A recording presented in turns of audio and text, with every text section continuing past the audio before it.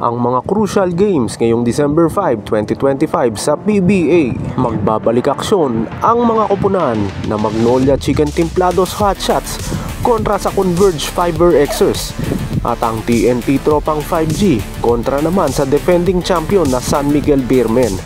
Pare-parehas na 5 wins and 2 loss card at pare-parehas din na mag-uunahan para sa quarterfinals ngayong All Filipino Cup. Yan ang mga pag-uusapan natin ngayon, kaya huwag mong kalimutan na mag-comment at mag-suggest din para malaman ang opinion mo. Unahin natin ang ating first game sa pagitan ng Converge Fiber Xers at ang Magnolia Chicken Templados Hotshots. Parehong koponan na meron ding 5 wins and 2 loss card sa ongoing All Filipino Cup. Pero parehas kailangan ng mga koponan na ito ang panalo ngayong very crucial game dahil itong magseselyo sa kanilang quarterfinal seat ngayong ongoing All Filipino Cup. Isa sa kanila ang aangat sa 6 wins and 2 loss card at isa naman ang bababa sa 5 wins and 3 loss card. At critical din ang kanilang kondisyon dahil yung mga susunod na makakalaban nila ay mga bigating teams na kinakailangan nilang talunin para naman tumaas ang tsansa nila na makapasok sa top 4 spots na merong twice to beat advantage papasok ng quarterfinals. Napakahalaga ng laban na to para sa Converge Fiber Xers kontra sa Magnolia Chicken Templados Hotshots. Di lamang kung mananalo sila ngayon kontra sa Magnolia Chicken Templados Hotshots ay aangat sila sa 6 wins and 2 loss card at formal nang makakapasok sa quarterfinals, ay tataas din ang tsansa nila na makapasok sa top 4 spots kung saan meron niyang naghihintay na gantimpalang twice to beat advantage.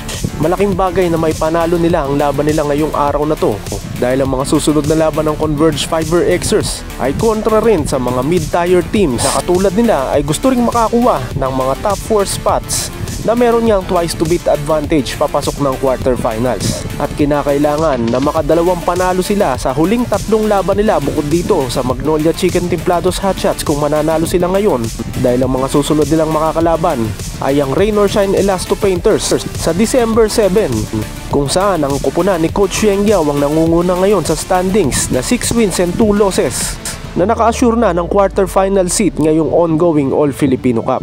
Masasabing may slight advantage ang Converge Fiber Xers sa Rain or Shine Elasto Painters dahil na rin sa kanilang Twin Tower combination na sila Justin Arana at Justin Baltasar, samantalang ang Rain or Shine Elasto Painters naman ay napilay ang frontline sa pagkaka-injured ni Kit Datu na kanilang main center ngayong ongoing All Filipino Cup. At pagdating naman ng December 14 ay ang Meralco Bolts ang kanilang susunod na kakalabanin na lumalagare sa pagitan ng PBA at East Asia Super League. Maaaring may advantage din doon ng Converge Fiber Xers dahil sa sobrang hectic ng schedule ng Meralco Bolts, pero mapanganib ang Meralco Bolts dahil kumbaga sa makina ay mainit yan ngayon dahil nga sa sunod-sunod na games nila sa pagitan ng PBA at East Asia Super League. At alam naman natin na meron na yan championship experience, kaya hindi basta-basta yan bumibitiw sa bawat laban kahit natambak sila, na dapat pag-ingatan ng mga bataan ni Coach Delta Pineda sa Converge Fiber Xers. At ang huling assignment nila ay ang NLEX Road Warriors sa December 17 na isa rin sa nangunguna ngayon sa ongoing All Filipino Cup sa 6 wins and 2 loss card. At masasabing meron ding slight advantage ang mga bataan ni Coach Delta Pineda dahil hindi maglalaro si Robert Bolick sa kanilang magiging laban kontra sa NLEX Road Warriors dahil ipinahiram ng nasabing kupunan si Robert Bolick sa ating Gilas Pilipinas lineup sa Southeast Asian Games. Kaya kahit nasabihin natin na merong mga slight advantage ang Converge Fiber Xers sa last remaining 3 games nila, ay kinakailangan nilang maipanalo pa rin ang laban nila ngayong araw na to kontra Magnolia Chicken Templados Hotshots. Dahil yung mga slight advantage na yan, kapag bumaligtad ang swerte sa Converge Fiber Xers, ay delikado ang kanilang magiging sitwasyon at baka bumagsak pa sa twice to win disadvantage papasok ng quarterfinals. Sa ngayon, magandang tinatakbo ng laro ng mga players ng Converge Fiber Xers sa pamunguna ni Justin Arana, nag-average ng double digits pagdating sa scoring at sa rebounding. Ganon din ang kanyang partner sa Twin Tower combination nila na si Justin Baltasar na meron din double-double pagdating sa points at rebounds. Solid naman sa scoring ang kanilang mga wing at guard na sila Alex Stockton at Shawnee Winston na parehong nag-a-average ng double figures pagdating sa scoring. At ang kanilang super rookie na si Juan Gomez Del Llano na 3 beses nang gumawa ng triple-double ngayong All-Filipino Cup ay galing naman sa isang magandang training mula sa ating pambansang koponan na Gilas, Pilipinas. Kaya masasabing nadagdagan na naman ang kanyang bala papasok ng laban nila ngayon kontra Magnolia Chicken Templados Hotshots. Pero mapanganib din ang Magnolia Chicken Templados Hotshots dahil kagagaling lamang nito mula sa isang momentum win kontra Blackwater Bossing. At masasabing mataas ang moral ng mga bataan ni Coach L.A. Tenorio kontra sa laban nila ngayon sa Converge Fiber Xers. Kinakailangan pa ring bantayan ng mga Converge Fiber Xers players, lalo na ng kanilang Twin Tower combination, ang sarili namang Twin Tower combination ng Magnolia Chicken Templados Hotshots na sila Ian Sanggalang at Xavier Lucero. Kailangan din mag-double effort ang Converge Fiber Xers sa mga wingmen ng Magnolia Chicken Templados Hotshots na pinangungunahan ni Javi Gomez Del Llano, ng kanilang rookie na si Chris Kuhn at ang kanilang two-way player na si Rom De La Rosa na pawang mga tirador sa 3-point area. At pagdating sa mga gwardya, dito masasabing may advantage ang Magnolia Chicken Templados Hotshots kontra sa Converge Fiber Xers dahil mga veterano at experience ang mga gwardya ng Magnolia Chicken Templados Hotshots kila Paul Lee at Mark Baroka na maaasahan pa rin hanggang ngayon, lalo na pagdating sa crunch time. At kailangan din nilang bantayan ng uprising star mula sa Magnolia Chicken Templados Hotshots na si Jerome Lastimosa na kahit sabihin nating maliit ay mapanganib dahil magaling nga itong sumalaksak at mataas din ang percentage pagdating sa 3-point area. Kaya kinakailangan talaga na mag-double effort ang Converge Fiber Xers kontra Magnolia Chicken Templados Hotshots ngayon dahil maganda rin ang ipinapakita ng bench ng Magnolia Chicken Templados Hotshots mula sa kanilang frontline, wing position hanggang sa kanilang mga gwardya. Dito ngayon magkakaroon ng advantage at disadvantage ang equal opportunity sa Converge Fiber Xers na pinaiiral ni Coach Delta Pineda, kung saan lahat nga ng kanyang 15 players ay pinapasok na sa loob ng court bawat game. Dahil lahat nga ay mabibigyan ng pagkakataon, kaya kung mayroong biglang uminit ay swerte ng Converge Fiber Xers. Pero ang problema nga niyan o disadvantage, kapag hindi nag-deliver ang kanyang mga bench players, ay siguradong mapapagod naman ng gusto ang kanyang starting 5 o yung kanyang mga main men sa pangungunan ng kanyang mga Twin Towers na sila Justin Baltasar at Justin Arana, kasama si Shawnee Winston na tumatayong 6th man nila, Alex Stockton at si Juan Gomez Del Llano na masasabing mga pandiin ni Coach Delta Pineda pagdating ng 4th quarter. Ang disadvantage sa equal opportunity sa Converge Fiber Xers ay dahil nga kinakailangan niyang ipasok yung lahat ng mga players niya ay nawawalan ng momentum. Di lamang ang mga players kundi paminsan-minsan pati ang buong koponan dahil kinakailangan nga na hatiin ang bawat minuto ng mga players para sa kabuuan ng laro ng Converge Fiber Xers. At pagdating nga ng 4th quarter ay dun lamang niya ibababad yung kanyang main 5. Kaya kinakailangan talaga ni Coach Delta Pineda na mag-isip ng mabuti kung papaano didiskartehan ang kanyang substitution pattern at mga plays kontra sa mapanganib na Magnolia Chicken Templados Hotshots para maitakas nila ang posibleng 6th win nila ngayong ongoing All-Filipino Cup at makapasok na sa quarterfinals.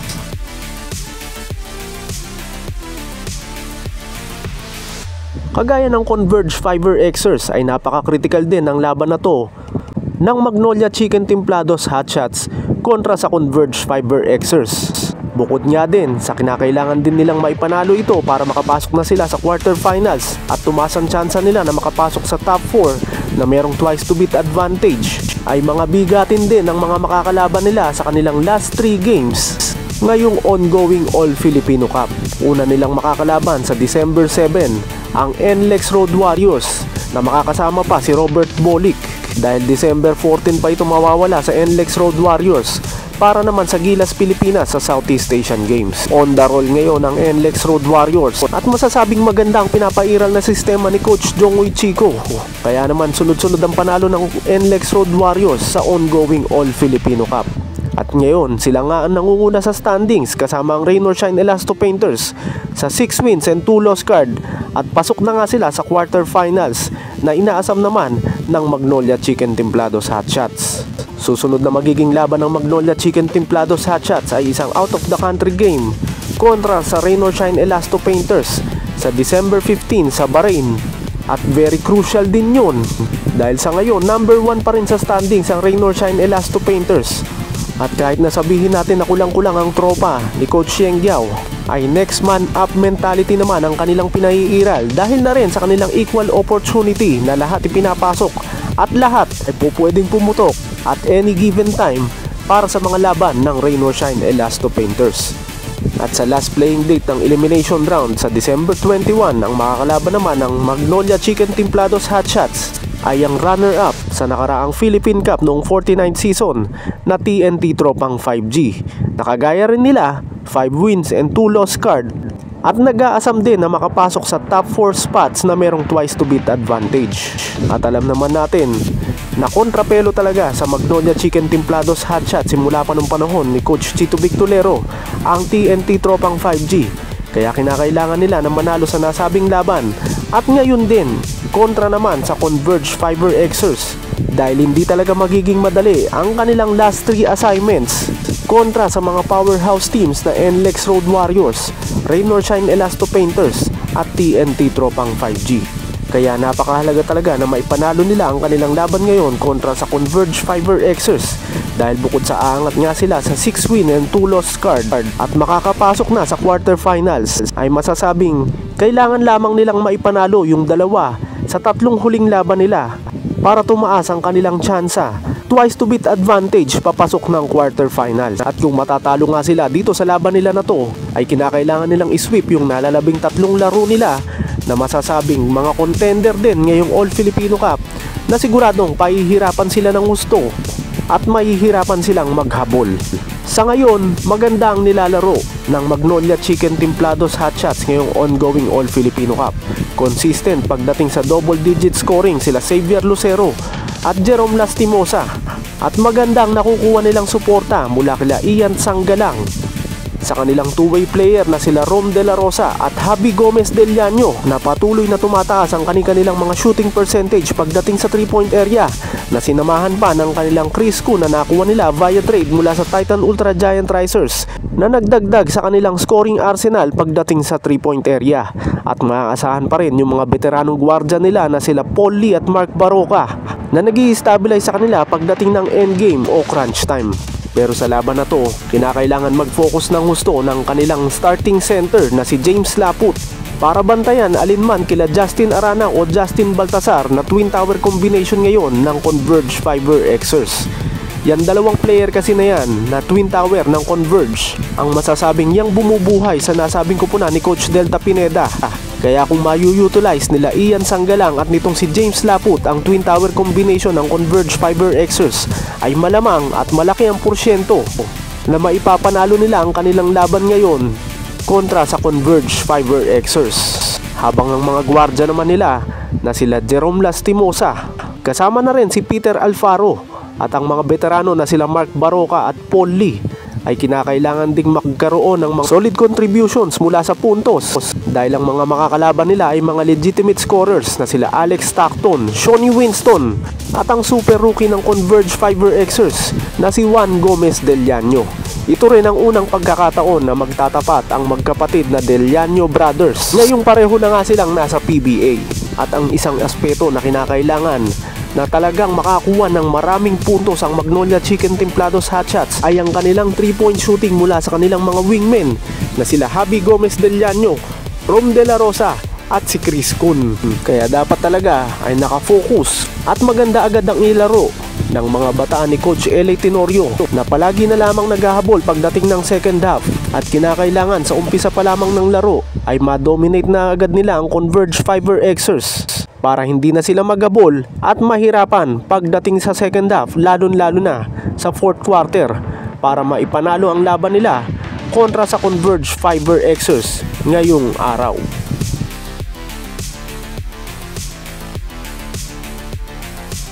Sa second game naman natin ay ang laban sa pagitan ng TNT Tropang 5G at ng San Miguel Beermen na magsisilbing unang finals rematch nila mula ng Game 6 nung nakaraang Philippine Cup Best of 7 Final Series nung nagdaang 49 season ng PBA.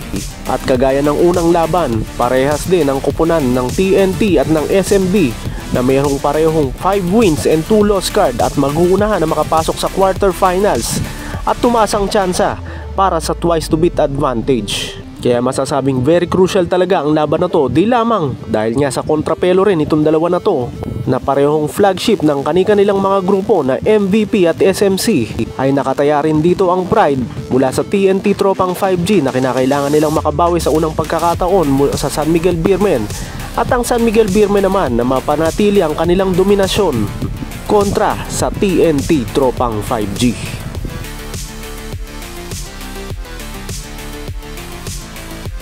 Para sa TNT Tropang 5G, napaka-crucial ng laban na to kontra San Miguel Beermen. Bukod sa gusto nilang makabawi sa kanilang heartbreaking loss noong Game 6 ng finals ng All Filipino Cup ng 49 season ng PBA na nagtapos sa kanilang Grand Slam dreams, ay kailangan din nilang patunayan na kaya nilang talunin ang San Miguel Beermen. Crucial din ito dahil ang mga susunod na 3 laban ng TNT Tropang 5G ngayong ongoing All Filipino Cup ay dalawa ay masasabing mga heavy-gut team o mga nangunguna ngayon sa standings, kasama nila na nag-aasam din ng twice to beat advantage sa quarterfinals. Una nilang makakalaban sa December 13 ang NLEX Road Warriors na masasabing meron silang slight advantage dahil na rin si Robert Bolick nga ay posibleng hindi na maglaro sa nasabing laban dahil kinabukasan ay laban na ng Gilas Pilipinas sa SEA Games kung saan kasama itong si Robert Bolick. Pero mapanganib pa rin ang NLEX Road Warriors kahit wala si Robert Bolick dahil minsan na nilang tinalo ang San Miguel Beermen nang hindi maglaro si Robert Bolick sa kanilang koponan. Sunod na kakalabanin nila ay ang nasa ilalim naman ng team standings na Blackwater Bossing at doon masasabing mananalo ang TNT Tropang 5G, pero mahirap nga naman maging kampante dahil sa kanilang second to the last game bago ang break sa ongoing All Filipino Cup kontra Terra Firma Jeep ay pinahirapan sila ng husto na umabot pa ng overtime bago nila naitakas ang panalo kontra sa nangungulilat din na Terra Firma Jeep. At posibleng ganun din ang mangyari sa kanila sa Blackwater Bossing na kahit sabihin nating nasa ilalim ng team standings ay mapanganib pa rin lalo na pag dinapuan ng swerte.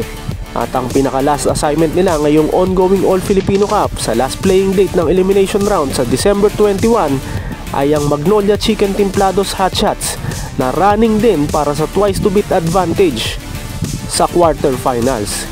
Kaya napaka-importante ng laban na to kontra San Miguel Beermen ng TNT Tropang 5G para kinakailangan na lamang nilang ipanalo yung dalawa sa 3 nalalabing laban nila para tumaas ang porsyento nila na makapasok sa quarterfinals na merong daladalang twice to beat advantage. At kung matatalo sila ngayon at dalawa lang ang may papanalo nila sa last 3 games nila ay pwede silang bumagsak sa twice to win disadvantage dahil aabot na lamang sila sa 7 wins and 4 loss card na napakadelikado pagdating ng quarterfinals. Pero noon pa napatunayan na yan ni Coach Chot Reyes at ng kanyang mga bataan na kaya nilang bumangon mula sa twice to win disadvantage at makausad sa semifinals at umaabot pa nga sila ng finals at nakakapag-champion din. At yan ang masasabing advantage ng TNT Tropang 5G, yung kanilang rich playoff experience na nagbigay sa kanila ng 2 championship last 49 season ng PBA. Pero iba ang conference ngayon, All Filipino Cup, at ito nga ang kupunan na San Miguel Beermen ang tumalo sa kanila at tumapos sa kanilang Grand Slam dreams. Ngayon, halos kumpleto pa rin yung lineup nila na natalo sa San Miguel Beermen last All Filipino Cup Finals. Ngayon nga, nagdagdag pa sila ng mga masasabi natin na able players na sila Kevin Ferrer at Gio Halalon at nagbalik pa sa kanila mula sa injury si Reynam Batak. Kaya masasabing iba na itong koponan na to na makakalaban ng San Miguel Beermen kumpara sa tinalo nila nung nakaraang All Filipino Cup ng 49 season ng PBA. Pero hindi kinakailangan magpakakampante ni Coach Chot Reyes dahil sa kanyang mga added firepowers na sila Kevin Ferrer, Gio Halalon at Reynam Batak dahil kinakailangan pa nilang resolbahin Ang pinakamalaking problema di lamang ng TNT tropang 5G kundi pati na rin sa kabuuan ng PBA na si Junmar Fajardo. Hindi nila kinakailangan mapigilan si Junmar Fajardo, kinakailangan lamang nila ay malimitahan ang production pagdating sa scoring at rebounding ni si Junmar Fajardo para tumaas ang tsansa nila na manalo sa laban na to. Pero dahil sa lalim ng bench ng San Miguel Beermen at sa supporting cast ni Junmar Fajardo pagdating sa scoring ay kinakailangan na mag-double effort din sila pagdating sa depensa dahil mapanganib pa rin si CJ Perez na sinasabing hindi pa 100% mula sa kanyang injury. Kasama pa rin sila Don Trollano, Marcio Lassiter at Jericho Cruz, kasama pa si Chris Ross na siyang pumatay sa Grand Slam drinks nila nung nakaraang 49th season All-Filipino Cup. Andyan pa rin ang mga steady shooters na sila Wami Chongson at Andreas Cahilig, kasama pa si Chris Rosales. Kaya kinakailangan talagang mag-double effort ng TNT tropang 5G sa kanilang depensa mula kay Junmar Fajardo na main man ng San Miguel Beermen hanggang sa last player na ipapasok ni Coach Leo Austria sa loob ng court sa laban nila mamayang gabi. Kinakailangan na magtulong-tulong sa depensa sila Kelly Williams, Brandon Ganuelas Roser, Henry Galinato at kung sakasakali si Poy Eram kung mahabang minuto ang ibibigay nito ni Coach Chot Reyes. At kailangan magpaulan sila ng tres at takbuhan ng San Miguel Beermen na masasabing advantage ng TNT tropang 5G sa laban na to. Dahil slow pace naman ng San Miguel Beermen dahil na rin kay Junmar Fajardo sa kanyang low post at short range jump shots. Kaya kinakailangan talagang maipanalo ng TNT tropang 5G ang kanilang laban na to kontra San Miguel Beermen para hindi sila masyadong mahirapan na maghabol para sa twice to beat advantage papasok ng quarterfinals ng ongoing All-Filipino Cup ng 50th season ng PBA.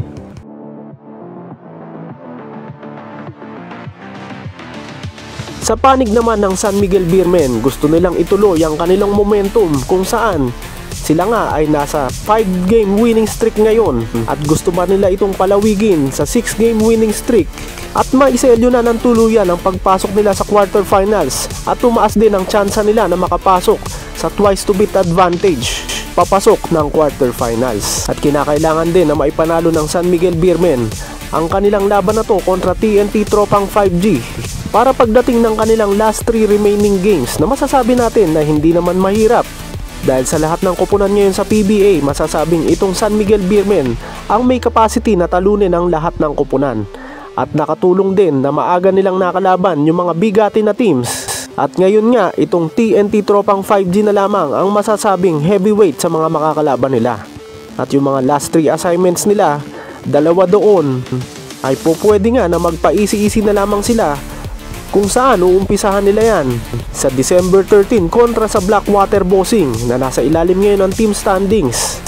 Pero mahirap nga magpakakampante dahil yung mga nasa ilalim na yan, yan pa yung makukulit at mahilig manggulo pagdating sa team standings.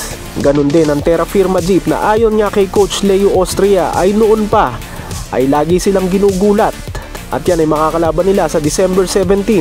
At pagdating naman ng December 19 ay ang Meralco Bolts na lumalagari sa PBA at sa East Asia Super League ang huling makakalaban nila sa All-Filipino Cup ngayong 50th season.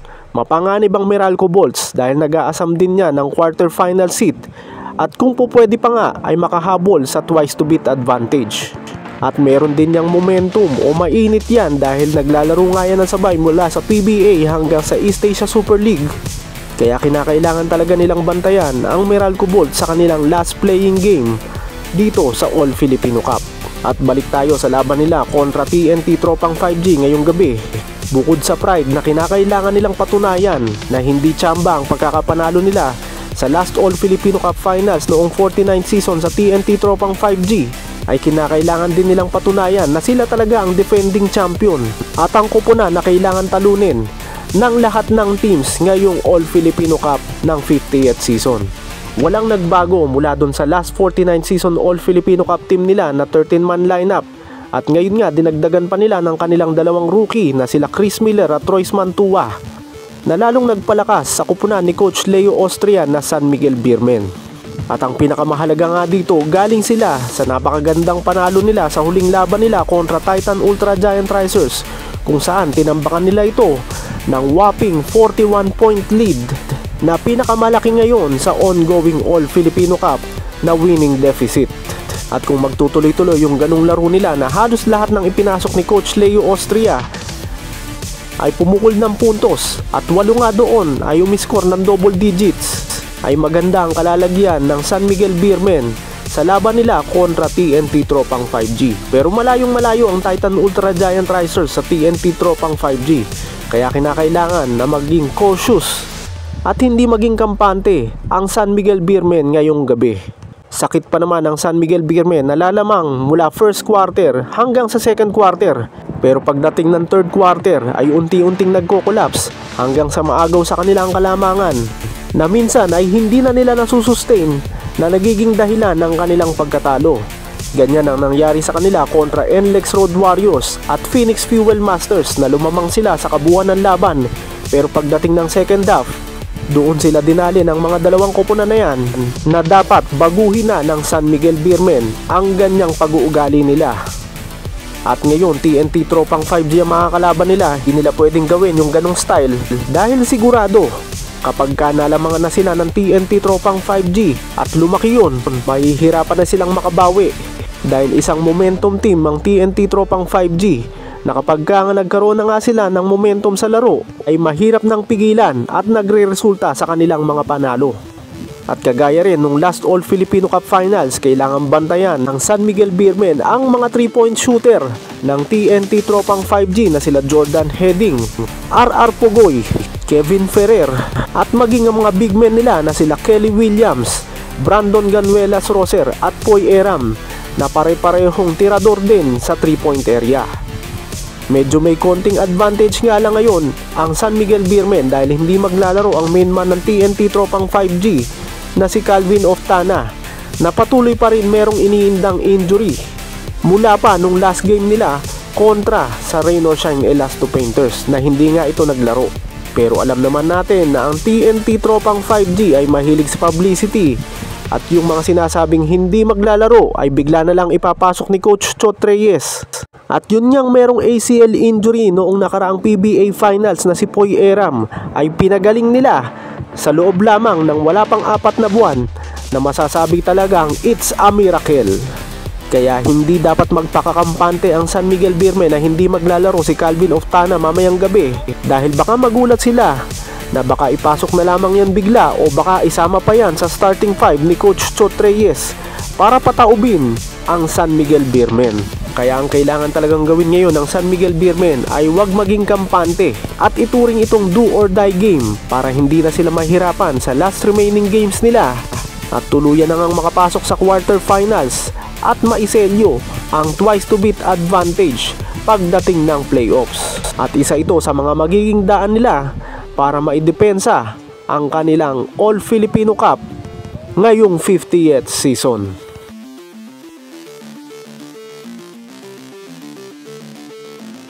Anong opinion mo dito sa ating first crucial game ngayong hapon na Converge Fiber Xers versus Magnolia Chicken Templados Hotshots na parehong may 5 wins and 2 loss card na kinakailangan ring manalo dahil sa sobrang hirap ng mga susunod na next 3 assignments nila sa ongoing All Filipino Cup? Alin kayang mananaig? Ang mainit na 3-point shooting na inaasahan palagi ng Magnolia Chicken Templados Hotshots sa kanila? O ang domination sa paint ng Twin Tower combination ng Converge Fiber Xers na sila Justin Baltasar at Justin Arana? At sa unang paghaharap sa PBA ng magkapatid na Javi at Juan Gomez Del Llano, sino kayang magkakaroon ng magandang game? At alin koponan kaya ang maitatakas ang pang-anim na panalo at magseselyo ng kanilang quarterfinal seat sa ongoing All Filipino Cup? Magnolia Chicken Templados Hotshots o ang Converge Fiber Xers?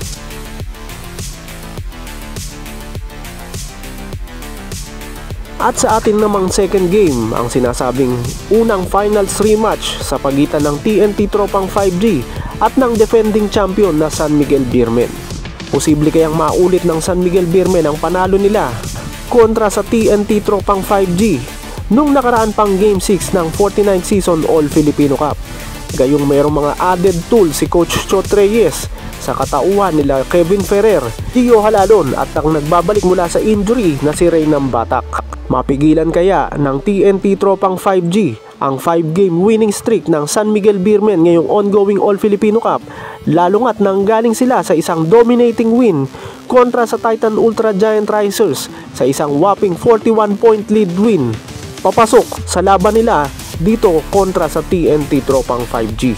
Makakabawi na kaya ang mga bataan ni Coach Chot Reyes sa San Miguel Beermen? Patuloy na mananalasa ang mga players naman ni Coach Leo Austria na pareho rin ng TNT Tropang 5G ay gusto nang makapasok sa quarterfinals at tumaas ang porsyento na makakuha ng twice to beat advantage papasok ng quarterfinals ngayong ongoing All-Filipino Cup. Alin ang mananalo sa ating second game? TNT Tropang 5G o ang defending champion na San Miguel Beermen? Lahat ng mga yan, huwag mong kalimutan na mag-comment at mag-suggest din para malaman ang opinion mo.